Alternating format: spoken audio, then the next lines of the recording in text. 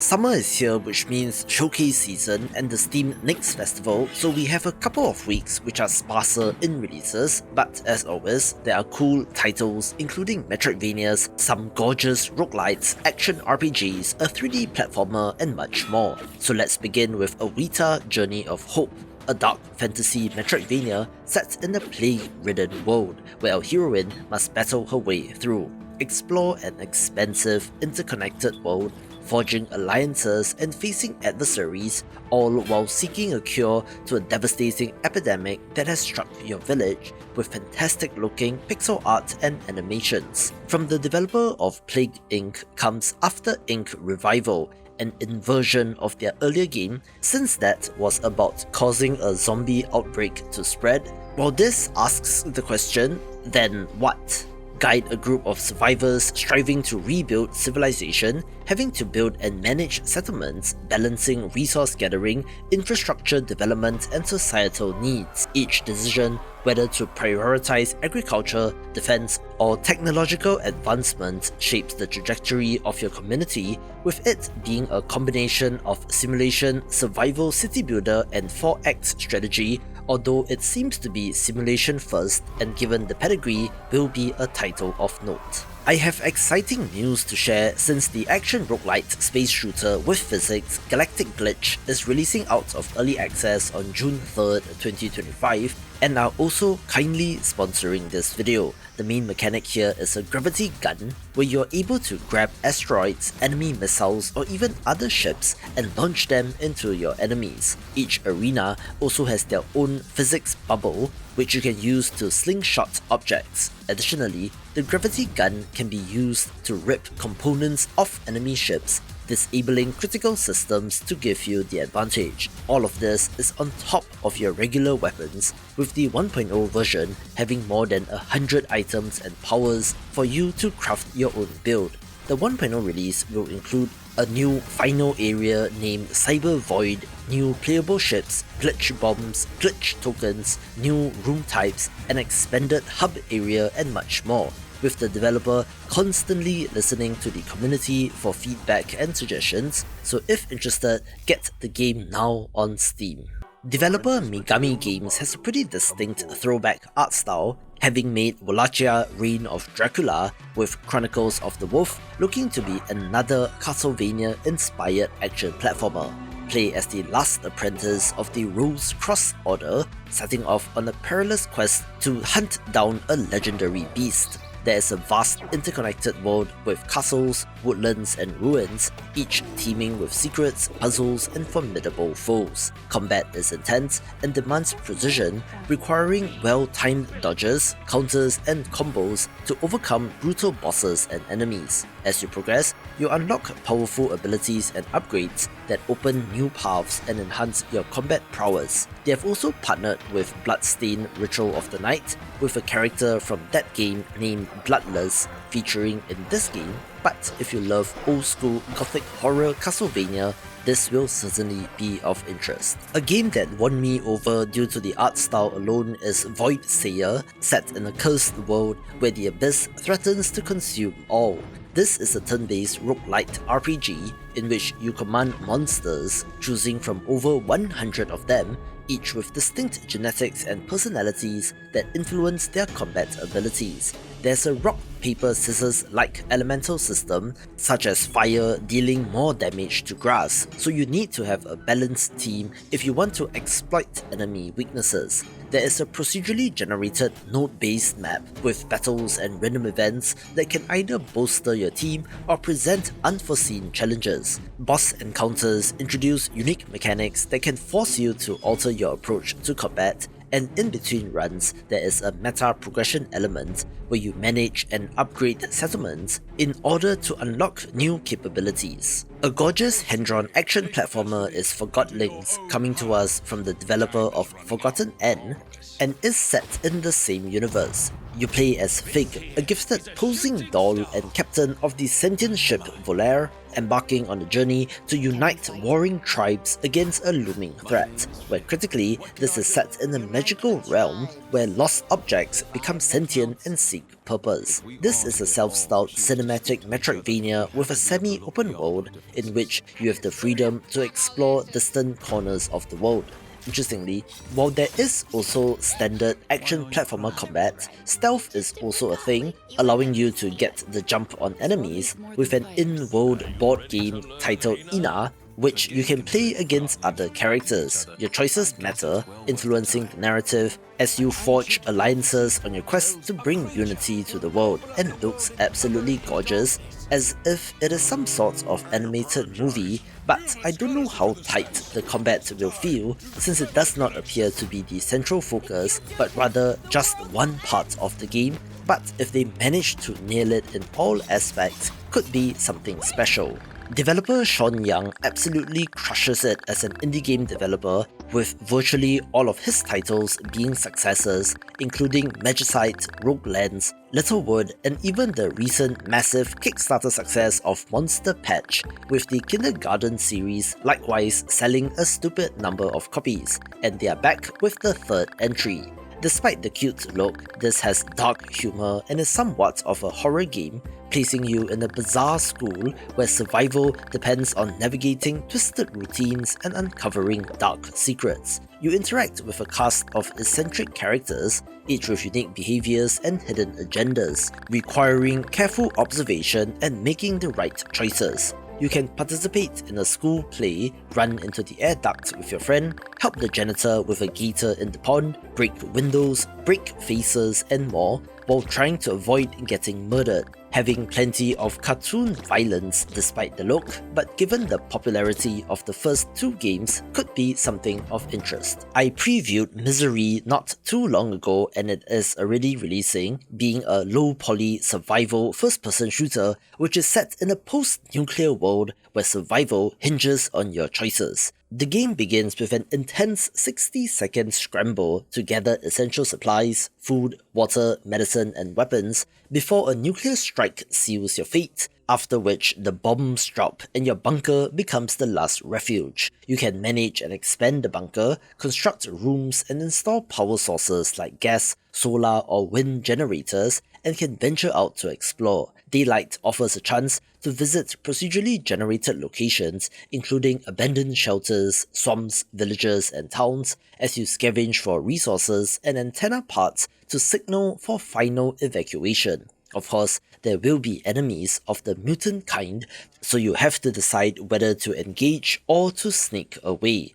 I do like the low-poly throwback visuals, where there is, presumably, a definitive end to this title with evacuation, but the 60-second scramble thing at the start leads me to think that they are designing this for replayability, and is certainly a curiosity. An interesting visual novel dating sim is Date Everything, where you're able to date over 100 household objects which have transformed into attractive characters, resulting in a whimsical romance title that does have an edge to it. After losing your job to AI and not wanting to leave the house, you mysteriously receive a pair of magical glasses called Dateviators, which enables you to see these objects for what they truly are, including your bed, the smoke alarm, the safe, the fridge, and even your overwhelming sense of existential dread. They are all fully voiced, so a ton of work has gone into this, since it has over 100 such characters, each with unique personalities, and having thousands of lines of dialogue and branching narratives. How you interact with the characters will result in multiple endings, be it love, friendship, or rivalry, looking to take the dating sim aspect of something like Monster Prom or Dream Daddy and taking it to the extreme. It should be funny, charming, and absurd, with an all-star voice cast as well, so it will be for fans of this genre. There are a number of first-person survival games next month, with DREADZONE looking like a promising one of these, placing you in a quarantine wasteland where survival requires grit and cunning. You scavenge for scarce resources, craft essential tools, and build shelters to withstand the onslaughts of threats lurking in the shadows. Each day has you venturing out to explore, going to abandoned factories, overgrown ruins and underground bunkers, encountering and fighting off mutated creatures, aggressive wildlife, and other desperate survivors. The first-person shooter combat looks intense, requiring you to manage your weapons while also setting up defenses for your base. Enemy behavior and visibility is heavily affected by the dynamic weather and day-night cycle, and as you delve deeper into the zone, you'll have to make critical decisions when it comes to the bigger picture, helping the surviving scientists to work towards a cure, or, since you're infected, you can embrace the infection and join the mutant hordes. Also, there will be multiplayer support, so you can play with friends and might just be a hit. One of the most wishlisted games on Steam is Broken Arrow, a large-scale, real-time modern warfare tactics game which is in the top 30 and, interestingly enough, is being published by Slytherin, who specializes in deep strategy titles. This places you in command of modern military forces, choosing from over 300 types of units, including infantry, tanks, helicopters, and aircraft, each modifiable with weapons, armor, and support systems. Strategic deployment across land, air, and sea allows for coordinated assaults, utilizing paratroopers to seize key locations, heavy armor to reinforce positions, and artillery or missile strikes to disrupt enemy formations. This has expansive battlefields based on real-world locations, offering diverse environments such as industrial harbors, urban centers, and refineries. It also has multiplayer support, with up to 5v5 matches requiring teamwork and tactical decision-making, with each player contributing specialized units to the collective strategy. It has nice, modern, realistic visuals and looks good, where I'm surprised at the hype behind this game because people sure love their Call of Duty modern military settings, but a strategy title? Now that's impressive.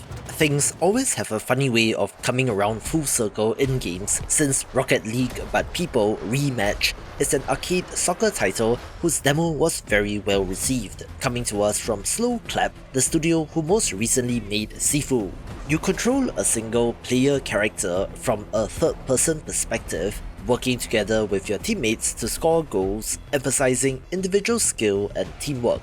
Matches are short, around 6 minutes, with no fouls, offsides or stoppages, keeping the action continuous and intense. The game features vibrant, stylized arenas that change after each goal, adding visual variety to the experience. Customization is extensive, allowing you to personalize your avatar with various outfits and accessories, with modes ranging from 3v3 to ranked 5v5 and seasonal content updates planned. This offers a fresh take on the soccer genre and could be one of the biggest games of the year. Shuffle Tactics is a roguelite deck-building tactical RPG that blends strategic card play with grid-based combat, set in the cursed land of Asteria, where King Ogmar's failed resurrection of his queen has unleashed the corrupting Glimmer Curse. You take on the role of a hero, aiming to overthrow the corrupted king and restore peace, where doing so then makes you the next king as well.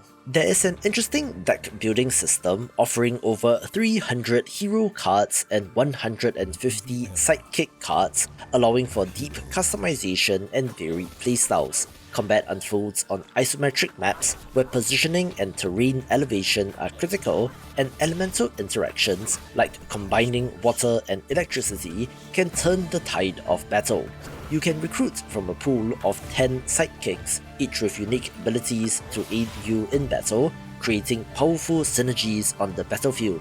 The game's pixel art style, combined with modern lighting effects, looks awesome, so if you're a fan of games like Final Fantasy Tactics or Slay the Spire, this might be worth a look. Star Overdrive is a high-speed action-adventure exploration game set on an alien planet where our protagonist responds to a mysterious distress signal and finds themselves navigating a world filled with secrets and challenges. Your primary mode of traversal is a customizable hoverboard, allowing you to race through diverse biomes, perform tricks, and engage in dynamic combat. Complementing this is the Keytar, a versatile tool used for both combat and solving and environmental puzzles, enabling you to manipulate the environment to overcome obstacles. As such, it's an interesting mix of almost Tony Hawk-like exploration with third-person action-adventure style combat. There is an emphasis on player choice, offering the freedom to combine powers creatively, allowing you to adapt your playstyle and explore at your own pace. As you progress, you can gather resources to upgrade your hoverboard's performance, enhancing speed, control, and other attributes, looking like a high mobility title that should be fun.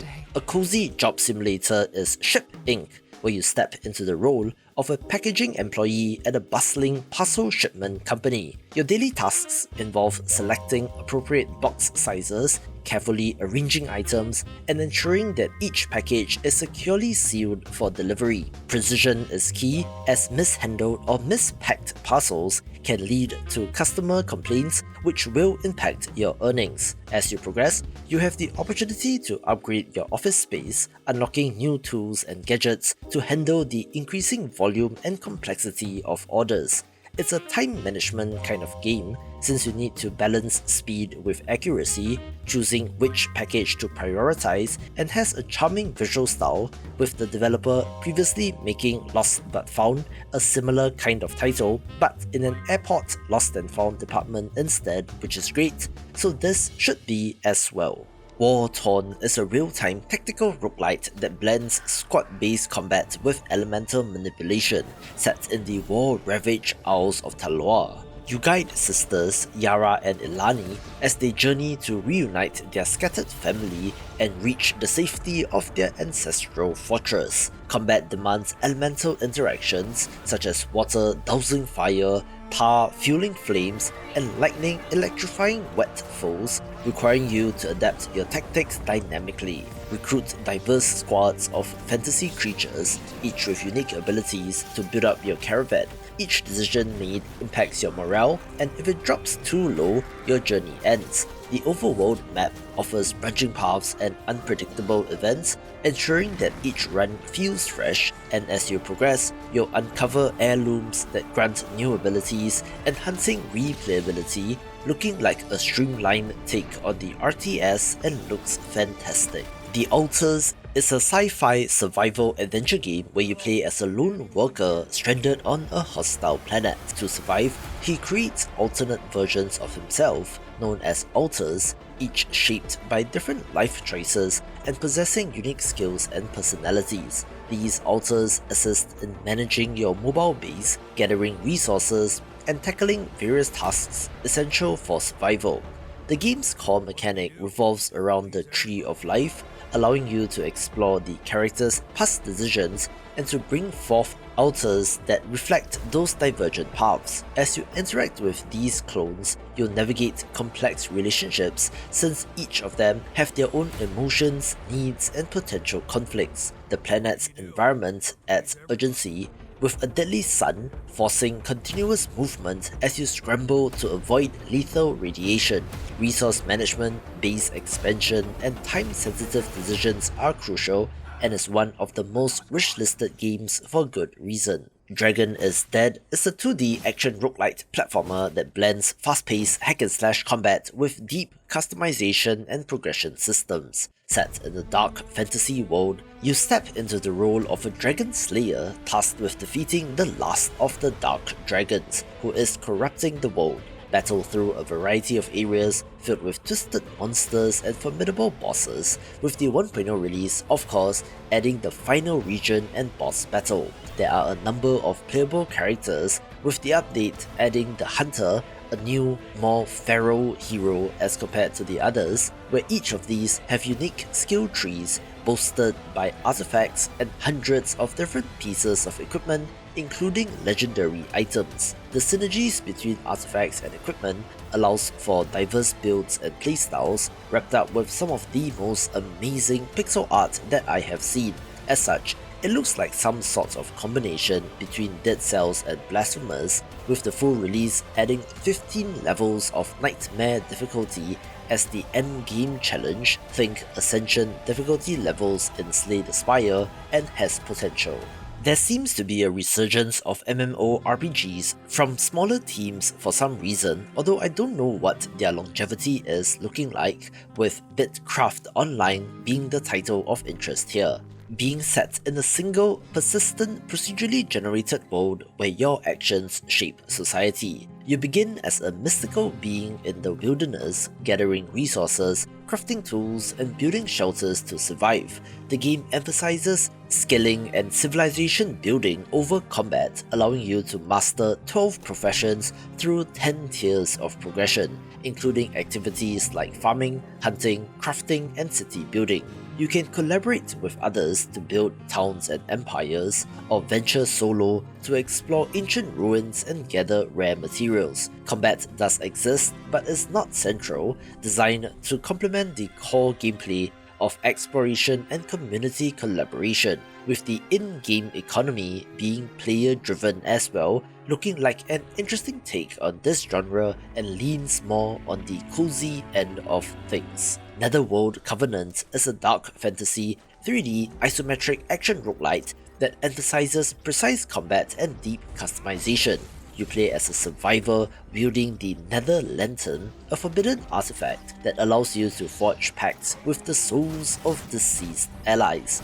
These spectral companions, in Swordsman, Ranger, Guardian, and Rogue, offer diverse combat strategies, enabling you to phase through obstacles, ambush foes, or evade fatal blows by shifting dimensions. Combat requires a degree of mastery with parrying and dodging, but also executing moves like the Ethereal Dash, which evades attacks and counters with a lethal strike. Timing, resource allocation, and positioning will be critical, with procedurally generated dungeons with corrupted heroes and demonic lords, ensuring that each run offers new challenges. In between runs, regroup at your camp, gather spectral allies, forge new weapons, and get stronger, with a story about piecing together the truth behind the state of the world, looking so good and is high up on my list. Rooftops and Alleys, the parkour game, is a parkour and free running simulator that gives you, the player, control along with fluid movement.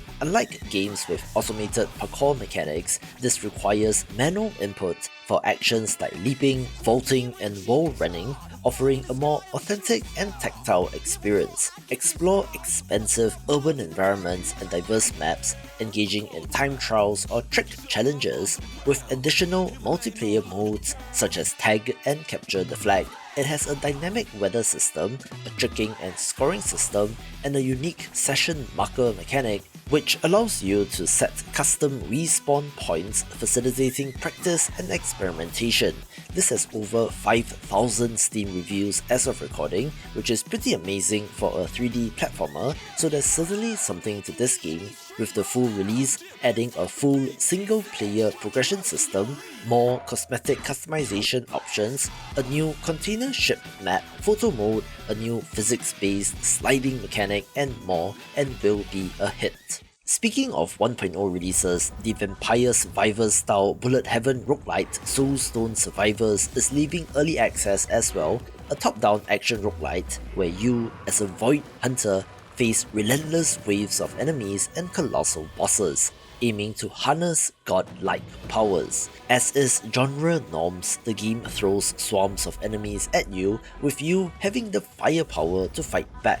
It currently has over 350 active and passive skills, enabling diverse builds, with, I presume, the full launch adding even more, but even in its current early access state, this is one of the best in this subgenre. You get to select 6 active abilities, which can synergize to create devastating effects, and can also enhance your character further by unlocking and equipping runes, which provide unique modifiers. There is an expansive skill tree, allowing for deep customization and progression, also having over 100 weapons, many different maps, playable characters, and just so much stuff, and should be up there among the best games of the year, even if this genre has been done to death. Ruffy and the Riverside is a vibrant 3D platformer that caught my eye immediately due to its hand-drawn art style and inventive core mechanic. you play as Ruffy, a cheerful little bear, I think, who is also known as the Chosen One, who possesses the magical swap ability, which allows you to copy and paste textures from one part of the world to another. That alone opens up some wild possibilities. For example, if you see a waterfall, you can swap it with vines so that you can climb. Lava in your way, paste in ice if you want to cross it, so it feels like a puzzle platformer where lateral thinking actually matters, and there's a sense of fun baked into every interaction. The visuals are cartoonish in the best way, leaning into that PS2 era mascot platformer vibe, while the soundtrack is funky and upbeat, matching the game's tone perfectly. Across its many regions, you'll find unique characters, light-hearted writing and puzzles, which rewards clever thinking and looks like fun. Lost in Random: The Eternal Die is a fast-paced action roguelite set in the whimsical world of Random. Play as Queen Alexandra and her Die companion Fortune as you battle twisted foes, wield powerful relics and abilities, and roll the dice to escape this nightmarish realm. The game blends dynamic real-time action, tactical combat, and risk-reward dice mechanics, which results in thrilling combat. Uncover an original standalone story as Queen Alexandra, the once great ruler of Random, is now on a mission for vengeance and redemption.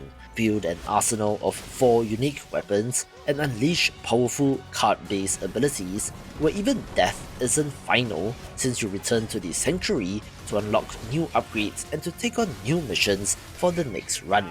This is, of course, based on the same world as Lost in Random, a pretty neat third-person title which was published under the EA Originals banner, with the roguelite structure possibly having greater mass appeal. Outrider Mako is a top-down 2D action-adventure game where you play as Mako, a courier in the mystical Mayoi world with the goal of returning back home, but in order to do so, you must collect seal stamps from the gods by completing deliveries. This looks very 2D Zelda-like, but does have a twist, since there is jumping in this game and you can use a substance known as red nectar to immobilize enemies before executing jump attacks to defeat them.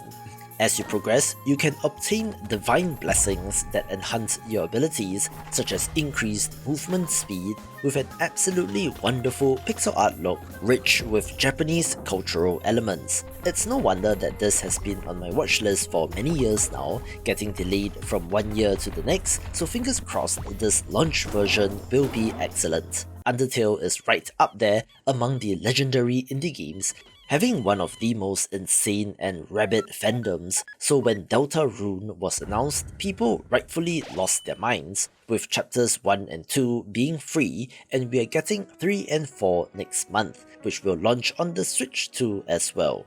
This deepens the turn-based combat system with new mechanics and expanded party dynamics, and also continues the story. Chapters 3 and 4 are much more substantial as compared to the first two, so developer Toby Fox is comfortable charging for this, but do note that it still will not be complete just yet, with more chapters to come, but expect this to take over a part of the internet when it drops. Watch this video for the best games of the decade.